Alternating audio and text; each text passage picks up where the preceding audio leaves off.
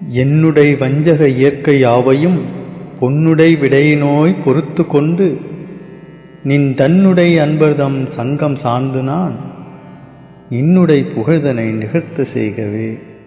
அருட்பெருஞ்சோதி அருட்பெருஞ்சோதி தனிப்பெருங் கருணை அருட்பெருஞ்சோதி. எல்லா உயிர்களும் இன்புற்று வாழ்க, கொல்லா விரதம் குவலயமெல்லாம் ஓங்குக, நல்லோ நினைத்த நலம் பெறுக, நன்று நினைத்து எல்லோரும் வாழ்க இசைந்து. ஒரு குழந்தை அழுது கொண்டே இருந்தது.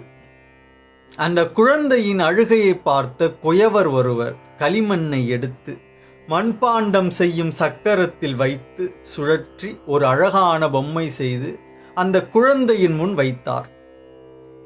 அந்த பொம்மையை பார்த்தவுடன் குழந்தை அழுகையை நிறுத்தியது. அந்த பொம்மையின் அழகைக் கண்டு மயங்கியது. அந்த பொம்மையை தொட்டு பார்த்தது. அது காயாத களிமண் என்பதால் அந்த பொம்மை அழுந்தியது. அந்த குழந்தை மூக்கை அழுத்தியது. மூக்கு அமுங்கியது. 2 கன்னத்தையும் 2 கைகளாலும் அழுத்தியது. கன்னம் அமுங்கி வாய் உப்பியது. கால் விரல்களையெல்லாம் இழுத்து பார்த்தது. முதுகை வளைத்து பார்த்தது. இப்பொழுது அந்த அழகான பொம்மை ஒரு குரங்கு பொம்மை ஆனது. குழந்தைக்கு அந்த குரங்கு உருவம் பிடிக்கவில்லை. அந்த குரங்கு உருவம் கொண்ட களிமண்ணை நன்றாக பிசைந்து சிங்கம், புலி, மனிதன், பெண், ஆண், புழு, பாம்பு என்று பல்வேறு உருவங்களை செய்தது. எதுவும் அந்த குழந்தைக்கு பிடிக்கவில்லை. இறுதியாக அந்த குயவர் செய்து தந்தது போல் அந்த அழகான மனித பொம்மை செய்ய வேண்டும் என்று நினைத்து முயற்சித்து பார்த்தது. முடியவில்லை. மீண்டும் அழத் தொடங்கியது. அந்த குயவரிடம் கையை நீட்டி உதவிக்கு அழைத்தது. அந்த குயவர் சிரித்து கொண்டே அந்த குழந்தைக்கு உதவ வந்தார்.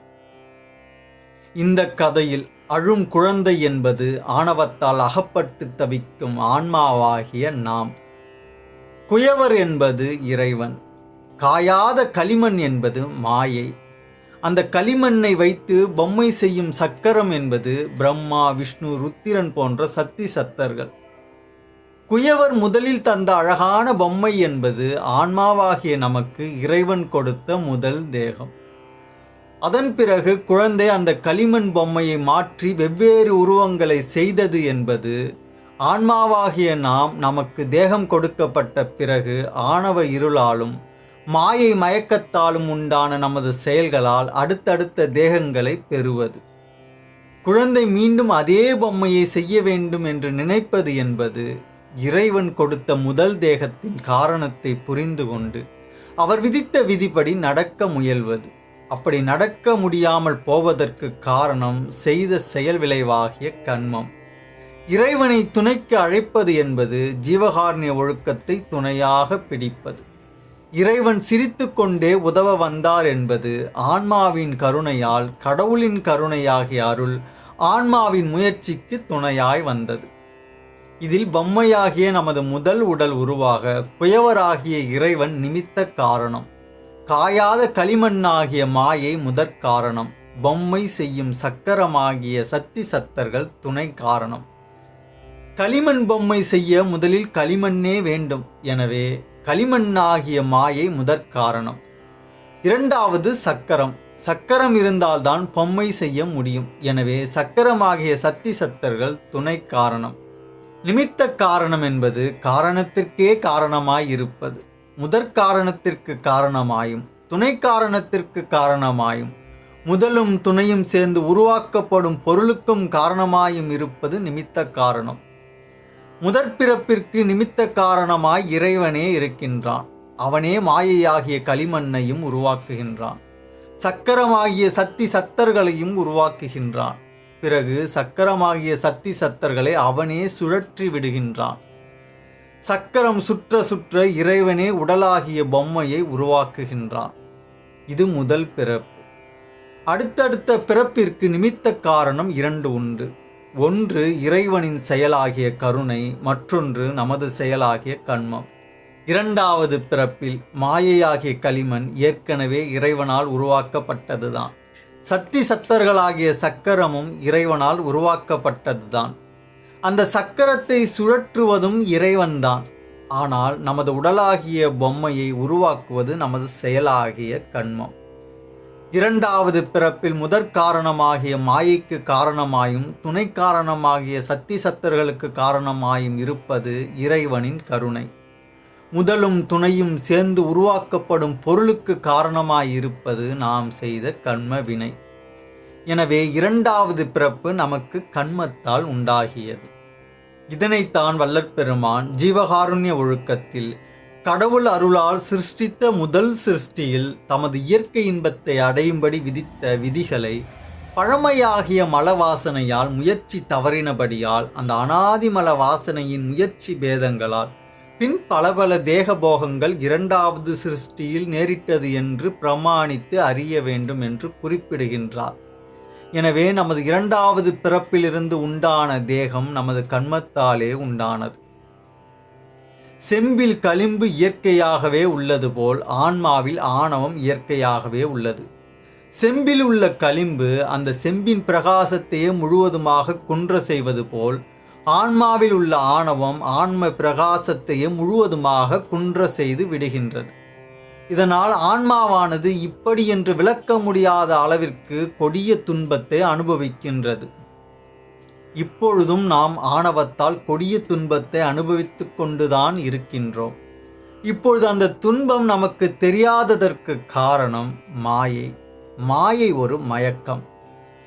தாங்க முடியாத வலியால் துடிப்பவருக்கு மயக்க மருந்து கொடுப்பது போல் இறைவன் ஆணவத்தால் துன்பப்படும் ஆன்மாக்களுக்கு மாயை என்ற மயக்கத்தை கொடுக்கின்றான்.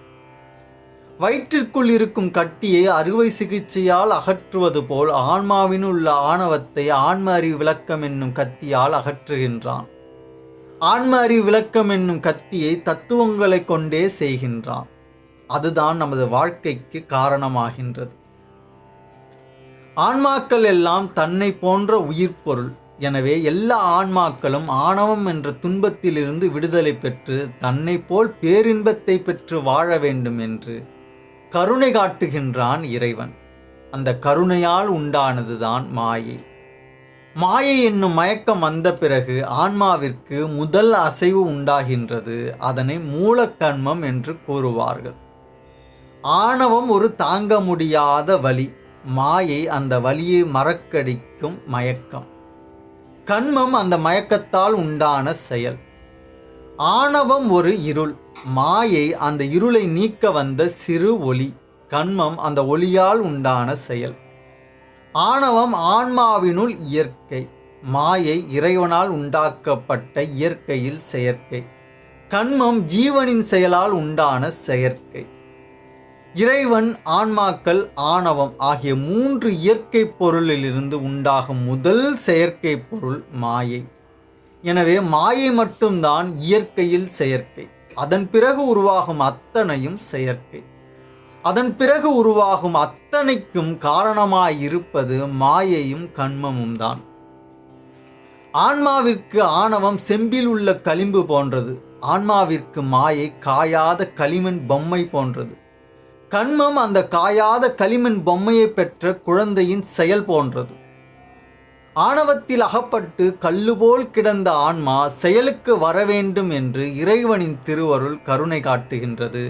அந்த கருணையால் ஆன்மாவிற்கு மாயை பொருத்தப்படுகின்றது.